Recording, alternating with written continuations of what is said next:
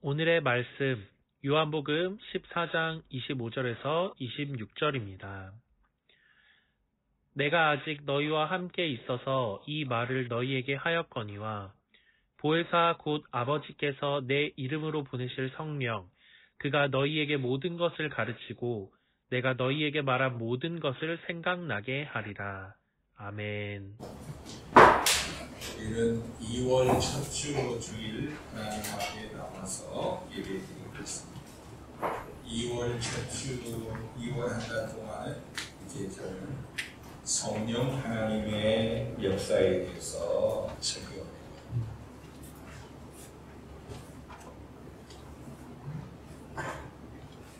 이 성령 하나님께서 우리를 어떻게 도우실까? 계속해서 설교를 하려고 합니다. 우리 성도들이 힘들고 지칠 때 볼륨을 좀 줄여주세요. 볼륨을 줄여서 좀 안정되게 픽스하세요. 놔두세요. 우리가 힘들고 지칠 때에 어떻게 역사하시는지, 우리의 믿음이 성장을 해야 되는데 성장이 안 될 때 어떻게 해야 되는지, 우리가 길을 찾고 방황할 때 성령님은 어떻게 도와주시는지, 우리가 상처받고 힘들 때 성령님은 어떻게 위로해 주시는지, 앞으로 2월 한 달 동안에 성령님의 도우심의 은혜를 설교하려고 합니다. 저는 오늘 성령 하나님의 도우심에 대해서 설교를 할 때 오늘 우리 사랑하는 성도들은 여러 생각이 들 것입니다. 세 유형의 성도들이 있을 것인데, 하나는 내가 예수님은 아는데 성령님은 내가 누구신지 잘 모르겠습니다. 이런 분도 계실 것이고, 성령님은 내가 인정하고 아는데 성령님이 나에게 어떻게 역사하시는지를 모르겠습니다. 이런 분도 계실 것이고, 어떤 성도님은 성령님을 인정하고 성령님과 교통하고 성령님의 도우심을 받아서 성령님의 위로와 힘주심을 경험하는 성도들이 있을 겁니다. 오늘 저의 감정을 잠시 짧게 좀 하면, 저는 초등학교 2학년 때 교회를 다니기 시작했습니다. 그래서 주일학교를 다니면서 매주일 예배에 참석했고, 또 신앙교육을 잘 받아서 예수님이 누군지를 알고 예수님을 믿고 또 늘 기도하고 성경을 열심히 배워서 이쯤 되면 참 믿음 생활을 잘하는구나, 이렇게 스스로 생각을 하면서 초등학교, 중학교, 고등학교를 다녔습니다. 그런데 고등학교 3학년이 되어서 여름방학 때 제 나름대로 얘기하면 큰 은혜의 사건이 있었는데, 그것은 성령을 받는 일이었습니다. 고등학교 3학년 때에 진로를 놓고 고민하고 여러 가지를 이제 고민이 많은데 아닙니까? 이때 하나님께 작정해서 기도를 했는데, 하나님께서는 성경의 사도행전에 기록된 대로 그대로 성령을 나에게 선물로 주셔서 하나님의 은혜를 체험했습니다. 사도 바울이 에베소 교회를 방문해서 성도들에게 너희가 믿을 때에 예수님 믿는 건 좋다. 그런데 예수님 믿고 믿을 때 혹은 믿고 나서 무슨 세례를 받았냐? 물 세례를 받았습니다. 물 세례 받은 이후에 성령 세례를 받아야 한다.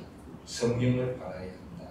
라고 하면서 그들에게 안수기도를 해 주었을 때에 성령의 역사가 에베소 교회에 임했습니다. 똑같이 저에게 하나님은 성령을 통해서 방언의 은사를 주시고 믿음의 확신을 주십니다.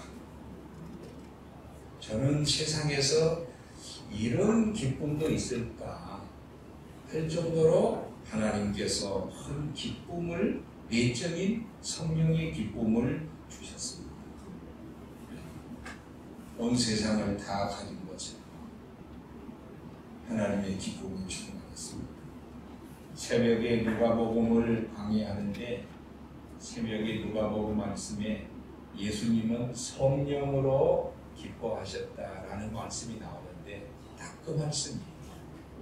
성령으로 기쁨을 주시고 성령의 은사로 방언을 주시고 그 이후에 교회에서 예배를 드릴 때에 그동안은 설교가 들려오는 것도 있고 들리지 않는 것도 있고 설교를 듣다가도 딴 생각하고 막 왔다 갔다 했는데 성령의 은혜를 받고 성령의 은사를 받은 이후부터는 그 설교 말씀이 내 마음속에 딱 기록되는 것 같아요.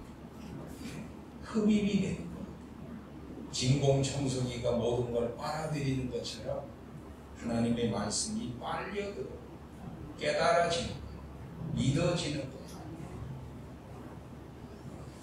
그리고 시골 교회는 교사들이 일꾼이 없으니까 초등학교 교사도 하고 또 중등부 교사도 있는데 그때부터 열매가 많이 나타나기 시작해요. 신학생도 아니었습니다.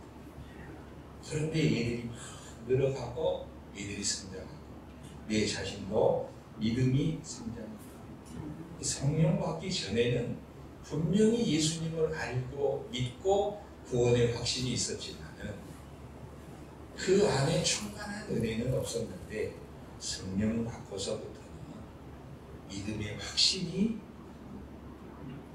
그리고 정말 그때는 고등학생이었는데 교회에 목사님이 이제 멀리 또 광주나 또 서울에 출타하시면 침례교회는 이 집사님만 있어요. 장로님이 없어요. 권상이 없어요. 회중 정치, 회중제도가 강해서 집사님만 계십니다. 이제 교회에 환자가 생기고 문제가 생기면 아무도 없는 거예요. 그래서 이제 정말 그때 고등학생이었지만 또 고등학교 졸업한 바로 이후지만 기도하면 병자도 낫고 귀신 들려서 소리를 고래고래 지르고 힘들어하는 사람이 있었는데 기도하면 귀신이 떠나고 그런 하나님의 은혜를 체험하면서 성령을 받으니까 믿음의 확신이 생기고 능력이 생깁니다. 오늘 말씀도 그 연장선상에 있어요. 예수님께서 12제자에게 하신 말씀이에요. 이 예수님은 3년의 공생의 사역을 다 마치시고 소위 이별설교, 고별설교를 하는 내용이 요한복음 14장이에요. 제자들아, 이제 나는 십자가에서 계속의 죽음을 죽고 3일 만에 부활하고 승천하여서 하나님 보좌 우편으로 가야 한다.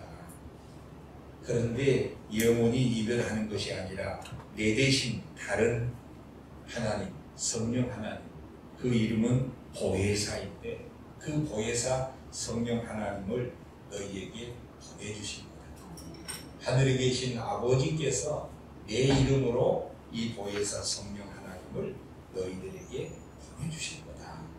이러한 약속을 하시는 겁니다. 성부 하나님께서는 우리 인류를 구원하기 위해서 예수님을 이 세상에 먼저 보내시고 예수님은 3년 동안 우리의 구원을 완성하시죠. 십자가에서 죽으시고 부활하여 승천하심으로써 구원을 완성하신 분이라면 그 구원을 다시 우리의 구원이 되도록 역사하신 분이 오시는데 바로 그분이 성령 하나님입니다. 성부 하나님께서 예수님의 이름으로 이 세상에 성령 하나님을 보내주셨습니다. 하나님이 우리의 구원을 위해서 하나님의 아들 그 이름은 예수, 저희 죄에서 우리를 구원할 자, 그 예수의 이름으로 아들을 보내주셨다면 성부 하나님은 하나님의 영이신 성령님을 그 이름을 보혜사라고 이름을 주셔서 우리에게 보내신 거예요. 보혜사란 말은 여러분 이 세상에는 없는 단어예요. 성경에 유일하게 있는 단어가 보혜사인데 이 보혜사의 뜻은 파라클레토스. 좀 어려운 이 헬라어죠. 파라클레토스. 보혜사. 이 무슨 뜻이냐? 파라클레토스라는 이 말은 파라 곁에서 클레토스 곁에서 영원히 떠나지 않고 도와주시는 돕는 분, 곁에서 도와주시는 분. 이 이름이 파라클레토스, 즉 보혜사. 이 보혜사를 성경에서 우리말로는 보혜사라고 했는데 영어 성경에는 여러 단어로 번역을 했더라고요. 곁에서 우리를 도와주시는데 그 성령 하나님께서 우리가 상처받아서 너무 힘들 때 곁에서 도우실 때 위로해 주실 때 그때는 영어 성경에 컴포터 위로자라고 번역을 했어요. 맞는 얘기입니다. 그리고 또 하나는 내가 내 인생을 지금 기로에 섰는데 내가 어떻게 살아야 하지? 어디로 가야 하지? 이렇게 고민하고 방황해서 우리에게 인도가 필요할 때 인도해 주실 때 그때 우리 곁에서 도와주시는 분 그 성령님을 영어 성경에는 뭐라고 번역했느냐? 카운셀러라고 했어요. 상담자라고 했어요. 그리고 우리가 힘들고 지칠 때 우리를 도와주실 때 또 그 대언자 성령님을 헬퍼라고 돕는 분이라고 번역을 왔습니다. 성령 하나님은 우리 곁에서 우리 안에서 영원히 우리 곁에서 우리를 돕고 계신 분이 성령 하나님이십니다. 성령님은 능력을 주시지만 능력 자체는 아니에요. 하나님이세요. 은사를 주시지만 재능이 아니에요. 성령님은 하나님의 영이십니다. 제가 이제 오래전에 한 30년이 될 것 같아요. 30년 그때는 이제 제가 군에서 군종 목사로 근무할 때인데 이제 이 서울 저 강원도에 있을 때 이제 서울에 나올 때는 이렇게 사복을 입기도 하지만 바쁘면 군복을 입고 이제 서울에 나올 때도 있어요. 이 차가 없어가지고 군복을 입고 서울을 가서 전철을 탔습니다. 전철을 탔는데 교육장도 있지만은 병과마크라고 해서 왼쪽 가슴에 우리들은 십자가 마크가 있어요. 그러니까 아는 사람은 아는 거예요. 저 사람은 군복을 입었지만은 목사님이구나, 목사구나 이렇게 아는 거예요. 그래서 이제 1호선을 타고 전철에서 아마 종로 상가쯤 될 거예요. 거기서 이제 전철을 타고 있는데 당돌하게 사람들이 많이 의자에 앉아 있는데 당돌하게 한 사람이 나한테 다가오는데 질문을 하는 거예요. 성령은 하나님이 아니고 그냥 하나님의 바람이에요. 하나님의 기운이에요. 이런 얘기를 당돌하게 하는 거예요.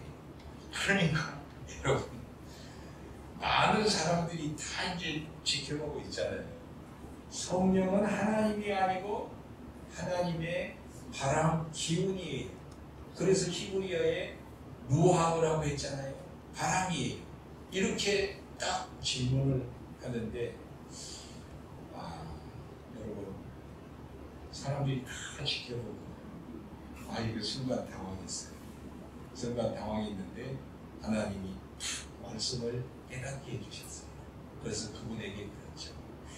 나는 성령이 루아흐라고 바람이라고 번역을 했지만은 눈에 안 보이는 바람 같다 그래서 바람이지만 그분은 하나님이시다.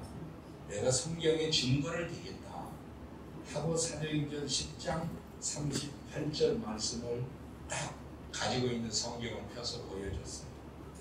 하나님이 나사렛 예수에게 성령과 능력을 부어주셨다고 했는데 성령이 능력이고 바람이라면 왜 하나님이 예수님에게 성령과 능력이라고 했느냐? 그것도 부족하시? 요한복음 14장 오늘 본문을 펴주면서 어떻게 바람이 우리를 가르치냐? 우리에게 말씀하시고 생각나게 하시고 가르치신 분은 인격적인 하나님이시다. 당신은 세례를 누구의 이름으로 받냐? 성부와 성자와 성령 인격의 하나님의 이름으로 받는 거 아니냐? 이렇게 따박따박 가르치니 그 사람이 어떻게 해요? 얼굴이 빨개져가지고 도망가 버리더라.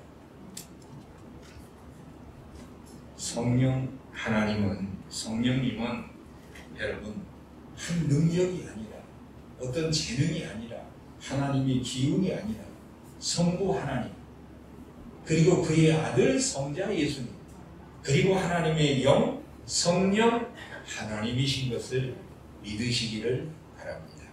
성령님은 하나님이세요.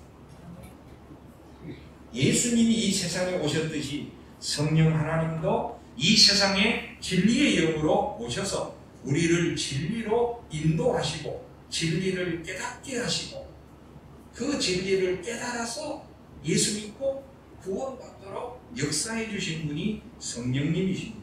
우리의 구원은 예수님이 십자가에서 완성하셨다면 그 예수님이 완성하는 구원이 나의 구원이 되도록 내가 구원받도록 그 구원을 시작하시고 이끌어 가시고 완성해 가신 분은 성령 하나님이십니다. 그래서 에베소서 1장, 에베소서 4장이 뭐라고 그랬냐면 성령 하나님은 우리의 구원의 인이시다.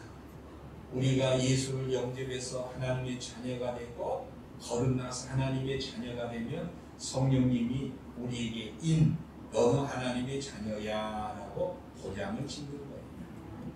어디다 찍는지는 모르겠어요. 우리의 심령에 너는 하나님의 자녀라고 도장을 찍어요. 그래서 우리는 내가 하나님의 자녀이지 성령이 알게 해주시지 않으면 내가 하나님의 자녀가 되었어도 된 줄 몰라요. 하나님의 아버지를 아버지라고 부를 수도 없어요. 성령은 구원의 시작이고 그 구원이 완성될 때까지 성령님은 우리와 함께 하셔서 우리를 이끄시고 그래서 에베소 6장 14절에 우리가 우리의 받을 기업 우리가 앞으로 받을 그 기업이 우리의 구원이라면 우리의 상급이라면 그 상급과 구원을 받을 때까지 우리를 보증해 주시는 분이 성령 하나님입니다. 여러분이 어떤 물건을 사고 여러분이 어떤 제품, 자동차나 물건이나 이런 건 사지요. 살 때 반드시 여러분 확인하는 게 뭐예요? AS 보증을 확인하시죠. 자동차를 사면 3년 엔진 보증 이렇게 하잖아요. 개런티죠. 우리가 예수 믿고 구원을 받으면 우리가 이 구원을 받았지만은 이 구원을 완성해갈 때 늘 우리가 연약하고 부족하고 넘어질 때 우리 곁에서 우리를 도와주시고 우리의 보증이 되어주신 하나님에게 대하여 성부 하나님에게 대하여 성령 하나님은 우리에게 보증이 되셔서 도와주신 분이 성령입니다. 그래서 예수님은 성령 하나님이 우리에게 필요하시다. 우리에게 보내실 거다. 여러분들은 어떻게 성령님이 무엇을 도우시는가? 성경에 수십 가지 성령이 우리를 도우시는 일이 수십 가지 은사를 주시고 능력을 주시고 감동해 주시고 깨닫게 하시고 회개하게 하시고 우리를 하나 되게 하시고 여러 가지인데 오늘 예수님은 요한복음 14장에서 딱 두 가지 중에 한 두 가지를 말씀하셨는데 하나가 뭐냐? 하나님의 말씀을 생각나게 하시고 하나님의 말씀을 들을 때 깨닫게 해주시고 하나님의 말씀을 가르쳐 주신 분이 여러분 우리 사람이 우리 스스로 생각하고 우리 스스로 우리가 스스로 생각하고 우리가 리마인드, 우리가 뭔가를 생각하고 우리가 기억해낸다고 이렇게 하지만은 우리 스스로도 그런 능력이 있지만은 우리 인간에게는 두 영이 역사하는 거예요. 두 영이 역사해서 우리 안에 생각을 우리 안에 생각과 우리 안에 기억을 두 영이 역사하는 거예요. 하나는 성령 하나님이 우리의 생각을 또 하나 우리의 생각을 다스리시고 또 하나의 악한 영, 여러분 악한 영, 귀신의 영, 귀신도 우리에게 생각을, 우리의 마음을 우리에게 지배해서 역사할 수 있어요. 성령과 악령을 동시에 비교했다고 해서 이 성령과 악령이 대등한 관계냐? 그러지는 않아요. 성령은 하나님이시고 이 귀신은 하나님이 창조한 타락한 천사일 뿐이지만 영적 존재로서 우리 인간을 지배하는 거예요. 인간이 스스로 주인이라고 말하고 인간이 스스로 생각하고 깨달을 수 있다고 말하지만은 이 영들의 역사로부터 우리 인간은 자유로울 수가 없어요. 여러분 악한 영 귀신이 어떻게 우리 인간의 생각과 마음을 지배하나요? 여러분 유다에게 어떻게 역사하고 베드로에게 어떻게 역사했냐? 유다가 예수님하고 함께 있지만 예수님 곁에 있지만은 사탄이 계속해서 유다의 마음속에 생각을 집어넣어서 역사합니다. 예수님 언젠가 십자가에 죽어서 끝날 거야. 예수님을 배반하더라, 예수님을 팔더라, 예수님에게 멀어지더라, 세상의 생각을 가득가득 집어넣어줘. 그리고 베드로가 예수님 신앙 고백을 해가지고 천국 열쇠를 받고 구원받아서 칭찬을 받으니까 사탄이 가만두질 않아요. 예수님의 십자가 앞에서 예수님의 십자가 구원의 진리를 얘기했을 때 하나님의 일로 생각하지 않고 사람의 일로 생각하도록 사탄은 늘 하나님의 진리, 하나님의 사건, 하나님의 역사를 하나님의 뜻으로 해석하지 않고 사람의 생각으로, 세상의 생각으로 생각하도록 늘 이 악한 영은 역사하는 거예요. 그런 반면에 하나님이 보내신 성령 하나님은 어떤 역사를 하시나요? 우리 곁에서 우리와 함께 하시면서 진리의 말씀을 깨달아 알아서 믿고 구원에 이르도록 역사해 주신 분이 누구예요? 성령 하나님. 성령님은 생각나게 하신다고 했을 때에 이 생각나게 하신다라는 말씀의 뜻은 휘포 임네스코라고요. 휘포 임네스코. 이게 이제 성경 원어의 말씀인데 그 뜻은 어떤 사건을 경험했는데 그 사건을 하나님의 말씀으로 그 사건을 깨닫도록 하나님의 말씀을 우리 안에 불러일으켜서 이 하나님의 말씀과 내가 경험한 이 사건이 함께 이렇게 만나서 이 사건을 통해서 깨닫는 거예요. 예를 들어 여러분 마태복음에 요한복음에 베드로가 어떤 일이 있었죠? 예수님이 베드로에게 이렇게 말씀했어요. 베드로야, 이제 내가 십자가를 앞두고 있는데 이 십자가를 지고 나는 고난을 받고 언젠가는 이제 죽어서 다시 너희들의 구원을 완성하기 위해서 부활을 해야 된다. 이렇게 십자가와 부활을 예수님이 말씀하시니까 베드로가 그 자리에 딱 번쩍 뛰면서 예수님 무슨 말씀이에요? 내가 지켜드릴게요. 꼭 들어가세요 이랬어요. 그때 예수님은 아니야. 너는 깨어있지 못하고 깨어있을 시간에 깨어있지 못해서 너는 시험에 들고 결국은 나를 세 번 부인하게 될 건데 네가 부인하기 전에 다부름 소리가 세 번 나게 될 거야. 말씀하시죠. 그때 베드로는 아무 감동이 없어요. 이해가 안 되는 거예요. 예수님, 내가 지켜드린다고 그랬잖아요. 내가 지켜야 된다고 했잖아요. 왜 내 이 결심을, 내 마음을 주님이 이해를 못해주고 넘어질 거라, 실수할 거라, 부인할 거라 이렇게 말씀하시고 다 울기 전에 이 세 번 부인할 거라 이렇게 말씀하시니까 이해가 안 됐습니다. 그런데 그날이 왔어요. 예수님이 십자가를 앞두고 법정에서 예수님이 재판을 받을 때 추워서 불을 쬐고 있는 베드로를 보면서 한 여자가 질문합니다. 너 예수당이지? 너 예수 믿지?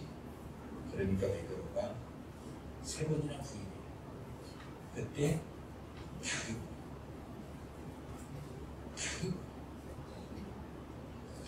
그때 베드로가 어떻게 됐나요?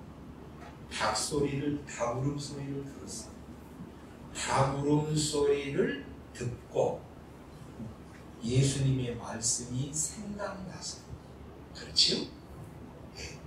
닭울음 소리의 사건이 있었고 예수님이 말씀하셨는데 이 사건과 예수님의 말씀이 딱 만나게 해서 예수님의 말씀이 생각이 나서 다시 휘포 입내서 다시 생각나고 기억나고 깨달아져서 베드로는 거기 있지 못하고 나가서 회개하고 눈물로 통회하게 되는데, 여기서 생각나게 해주신 분이 뭐예요?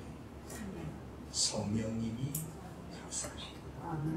여러분, 오늘 우리가 예수를 믿지만, 성경을 보지만, 기도하지만, 오늘 여러분이 이 자리에 앉아서 예배자로 서서 예배를 드리고 있지만은 우리가 경험하는 우리 모든 사건 속에서 하나님의 말씀을 깨닫게 해서 우리에게 회개를 불러일으키고 용서받게 하시고 다시 새롭게 되고 다시 구원으로 바르게 설 수 있도록 이끌어 주신 분이 누구냐?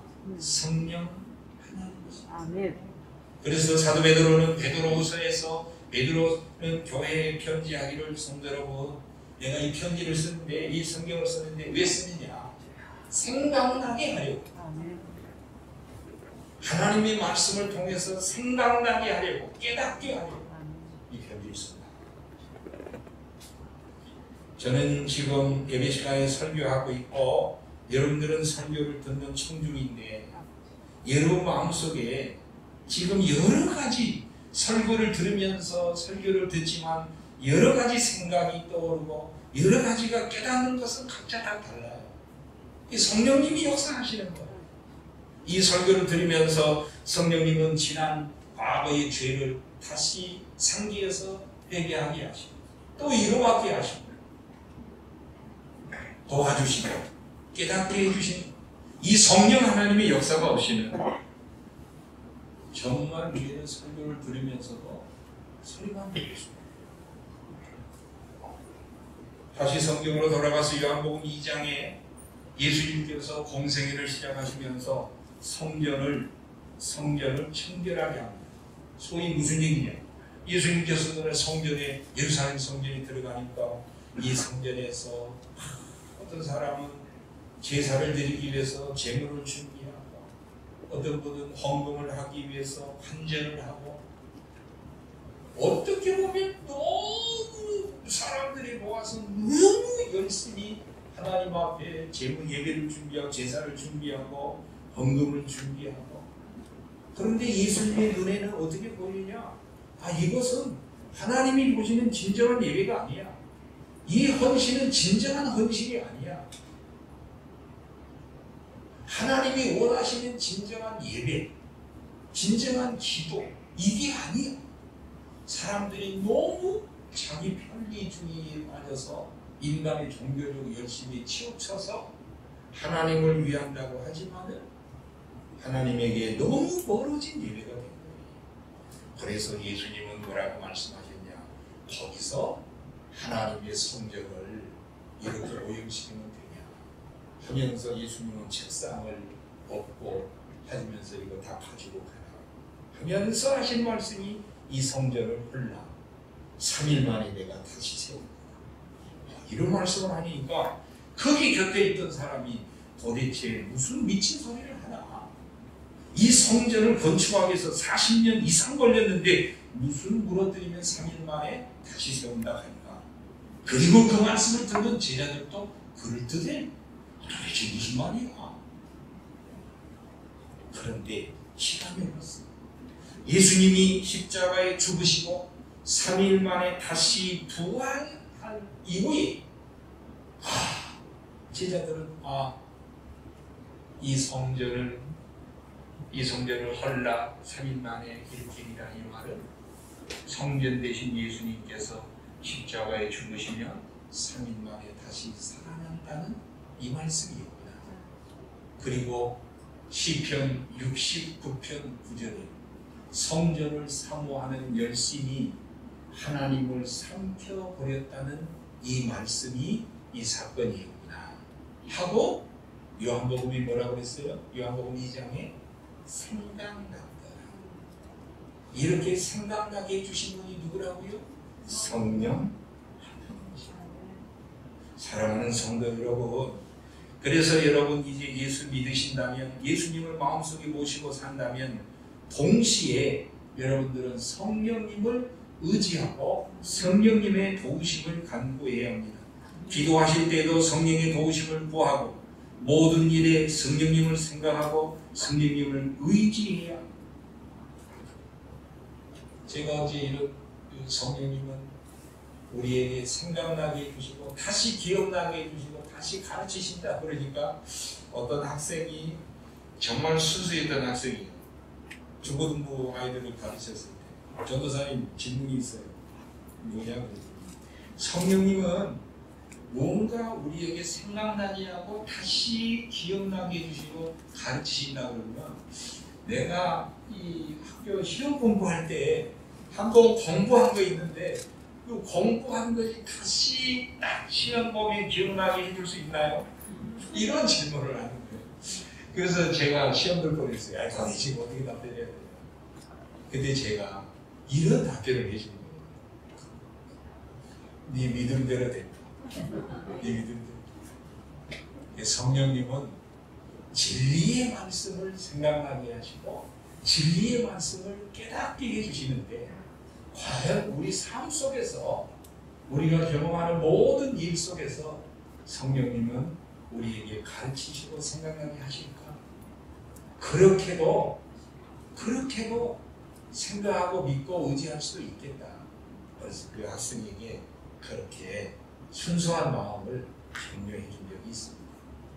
여러분, 성령님을 다시 의지하실 수 있기를 주의 이름으로 축원합니다. 성령님은 우리에게 생각나게 하실 뿐만 아니라 우리를 가르쳐 주세요. 성령님 우리를 가르쳐 주세요. 성령님이 우리를 가르쳐 주신다고 했을 때 가르치는 교사가 필요 없다. 그런 얘기가 아닙니다. 성령님은 교사가 우리를 가르쳐 주고 목회자가 설교를 하고 여러분이 성경을 배운다고 하더라도 그 설교를 깨닫게 그 가르침을 깨닫게 해주시는 빛을 주셔서 깨닫게 해주시는 분이 바로 성령 하나님입니다. 여러분 베드로가 예수님의 말씀을 의지해서 깊은 데에 가서 깊은 데에 가서 그물을 던지라. 그래서 깊은 데에 그물을 던졌습니다. 그물을 던졌을 때 그물에 고기가 많아가지고 그 그물이 찢어질 정도로 많은 고기를 잡았어요. 그때에 베드로가 무슨 생각을 했겠습니까? 예수님 붙잡으면 이분하고 동업하면 대박이다. 나하고 동업합시다. 계약합시다. 이런 생각을 했습니까? 베드로가 무슨 생각을 했기에 주님 앞에 엎드려서 주님 나는 죄인입니다. 나를 떠나소서 이런 행동을 했겠어요. 이 말씀과 이 기적과 이 행동 사이에 무엇이 있었냐는 거예요. 이런 거 아니겠어요? 바다 물 깊은 곳까지 다 아시는 저 예수님이라면, 저 하나님이라면 내 속 깊은 곳에 숨겨진 죄도 아는구나. 그래서 예수님 앞에 엎드려서 나는 죄인입니다. 나를 떠나소서 하면서 예수의 제자가 되게 하고 믿음의 사람이 되도록 성령님이 역사하신 겁니다. 여러분 성령님은 하나님의 영으로서 하나님의 뜻, 하나님의 깊은 것을 통달하셔서 우리가 하나님의 자녀로서 하나님을 믿고 사랑하고 순종하는 사람이 되도록 그 뜻을 가르치고 인도해 주신 분이 바로 성령이에요. 우리가 기도할 때도 처음에는 내 소원으로 기도해요. 내 소원은 하나님의 뜻과 하나님의 뜻이 맞을 수도 있고 안 맞을 수도 있어요. 그런데 기도를 깊이 하다 보면 우리의 기도가 내 소원이 아니라 하나님의 소원으로 우리의 기도가 바뀌어서 깊은 기도를 할 수 있는데, 그렇게 기도를 인도해 주신 분은 누구예요? 성령. 성령님은 이렇게 우리에게 하나님의 말씀을 생각나게 하시고 깨닫게 하시고 가르쳐 주셔서 우리의 구원을 완성해가고 우리의 구원을 성장시켜 가는 거예요.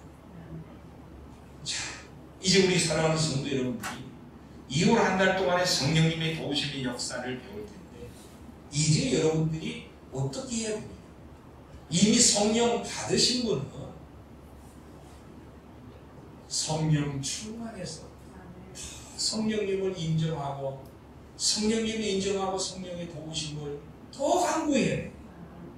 어떤 그 목사님은 이런 책을 냈어요. 성령님 안녕하세요. 일어나서 성령님 안녕하세요. 성령님 안녕하세요. 성령님하고 동행합니다. 성령 충만하신 분은 더 성령을 의지하시고 인도를 받으시고, 도대체 성령이 나는 정말 몰랐다, 성령이 예수님이 보내주신 분임을 내가 몰랐다 하신 분은 기도해야 돼요. 성령을 주십시오라고 기도해야 돼요. 여러분, 참 저는 이 구절이 참 오용되고 이렇게 잘못, 뭐 꼭 나쁜 건 아니지만 이 성경 구절의 참 뜻은 이런 거예요. 구하라 주실 것이고 찾으라 찾을 것이고 문을 두드리라 열릴 거다. 구하는 이마다 얻을 거고 찾는 이가 찾을 거고 두드리는 이에게 열린다. 악한 부모라도 자녀에게 좋은 것을 줄 줄 알거든. 하물며 좋은 하나님께서 구하는 자에게 좋은 것을 주지 않겠냐 했을 때 그 좋은 게 뭐냐? 그 좋은 게 뭐냐? 성령을 선물로 주시지 않겠냐. 아멘. 여러분, 하나님께서 우리에게 주시는 최상의 선물이 있다면, 예수 믿는 이후에 최고의 선물이 있다면, 여러분, 이것은 다름이 아니라 내 안에서 내 곁에서 영원히 나와 함께해서 도와주시고 위로해 주시고 가르쳐 주시고 생각나게 주시는 성령 하나님이 우리에게 가장 좋은 선물이에요. 이 세상에 좋은 위로자는, 이 세상에 가장 위대한 교사는 성령님이십니다. 성령을 다시 충만하십시오. 그리고 성령을, 여러분 진짜 다시 성령을 작심하고 성령을 구해서 성령 충만한 위로와 역사를 다시 경험하시는 우리 성도님들이 되시기를 주의 이름으로 축원합니다.